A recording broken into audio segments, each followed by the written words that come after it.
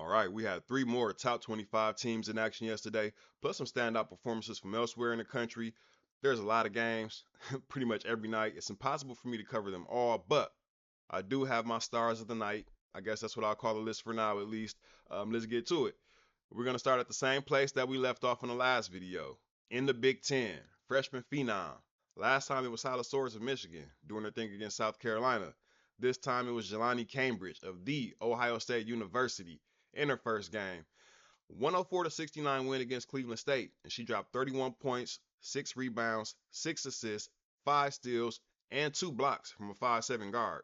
She was the number 2 ranked player in her class this year, number 2 ranked overall, not just guards. So we expect to see this from her, but it was nice to see it actually take place out there on the floor. We haven't seen her all summer.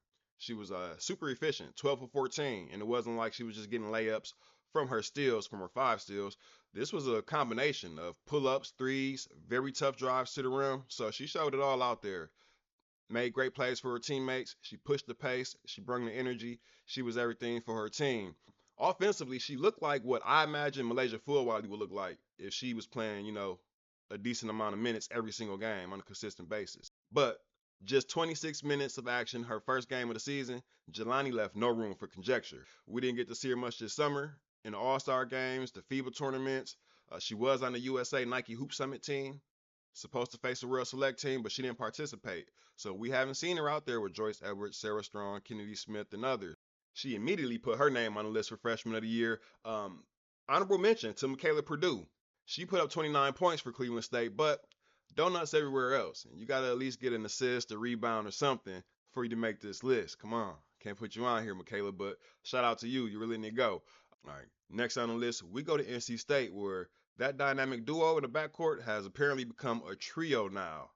Zaza James, Chef Zaza. She had 17 and 9 in the blowout win against East Tennessee State. Now, in my scouting video, I said that she reminded me of Kelsey Mitchell with the volume at 80. Less attempts, maybe 6 less points, but very similar in how she attacks at the rim and how you can't give her an inch of space from the mid-range or from 3. She's going up with it, all right, usually with good results. She reminds me a lot of Kelsey. Left-handed the whole 9. 7 for 14 from the field, despite going 0 from 3. She was a 34% shooter from outside last season, so her jumper isn't any real concern there. Sanaya Rivers, on the other hand, her entire WNBA draft profile, it hinges on her development of a consistent jump shot. So to see her open the game with a 3, go 2 for 5 for the game, that was huge for her. That's why she makes the list tonight, more so than just her numbers, her 11 points, her 7 rebounds. We know about her defense. We already know that's A tier. That's part of the reason that she's on the draft boards. But 3 steals, 1 block tonight, that's cool. It was a calm night. We know about her ability to get out in transition and get buckets. The real question mark coming into the season for her is her ability to shoot and her ability to play off ball. So kudos to Coach Westmore. He did Sanaya a lot of justice by taking her off of the ball and into the role that she'll likely be playing in the next level. It's already paying dividends. It'll only help to improve her draft stock if she continues to show catch and shoot ability, or not just ability, but dependability. That's a huge difference. She was 2 for 5 from 3. That's 40%. She just needs to shoot in the mid-30s to solidify her draft spot. Her, Olivia Miles, there's a few players who I'm looking to see how their jumpers develop and what that does for their draft stock. So good to see that. Now, when you see how savvy Zoe Brooks is as a playmaker and as a shot creator in some of these clips, you know that the choice wasn't really all that difficult for Coach Moore, all right? Put the ball in her hands as a primary ball handler. It just makes sense. She's very fluid with the ball. She had 21, 4, and 4, 8 for 14 from the field. She showed off the slick handle, the pure pull-ups, the entire package. And yes, the game was kept relatively close, you guys, all the way up until the 4th. It was about an 8-point lead there. Never really stretched out to more than that until the 4th, but starting center, Lizzie Williams, she only played 6 minutes. And their one big transfer player, Patriot League Player of the Year, Caitlin Waymar. She's out with the hip. No timeline for her return. Seeing as how they have a matchup against South Carolina and the front court already isn't a strength of theirs, they're going to need her back, especially now that we know that Ashlyn Watkins will be playing for South Carolina. So they absolutely want to get Caitlin Waymar back, but she won't be in that game. So it's probably going to be a struggle for them as far as that goes. Handling that front court, the depth that South Carolina has, it's not going to go too well if your starting center is only able to go out there and give you 6 minutes. But if you're NC State, you just saw previously unranked Michigan go in and come within a bucket of winning against South Carolina. So you're liking your chances no matter what. And they did that on the back of a freshman for the most part. So you're liking your chances, especially if freshman Zam Jones decides that this game is going to be her coming out party. There's going to be a huge crowd out there in Charlotte, North Carolina. I know she shows up when the lights are the brightest.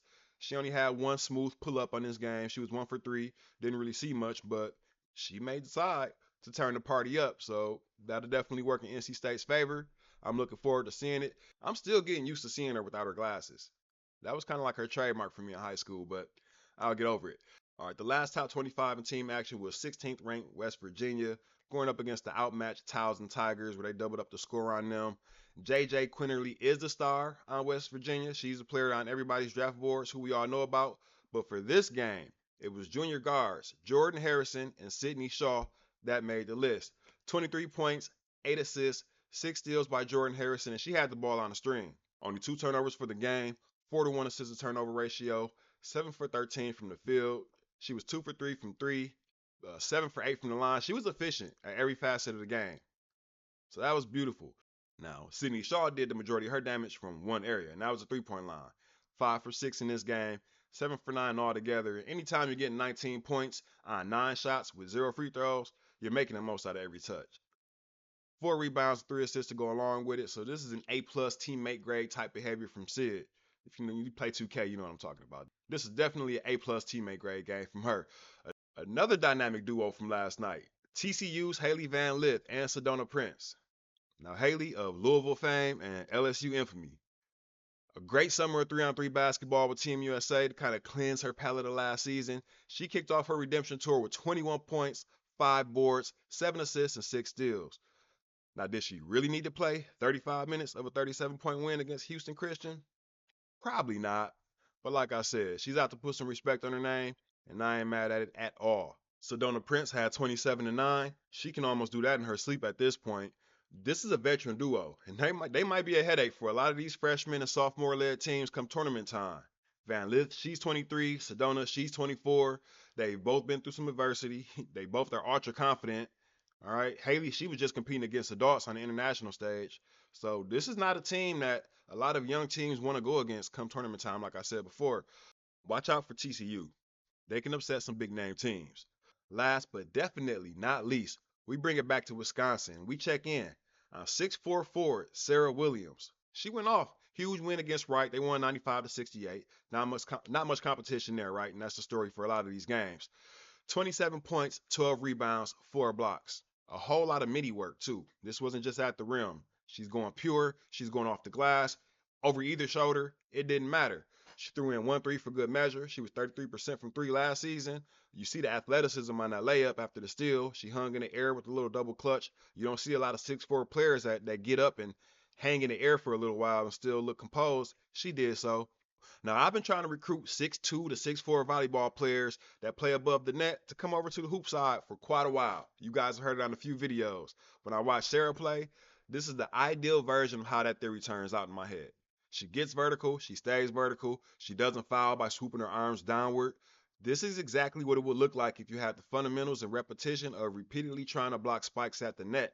And that's how I thought it would translate when I keep talking about volleyball players playing basketball.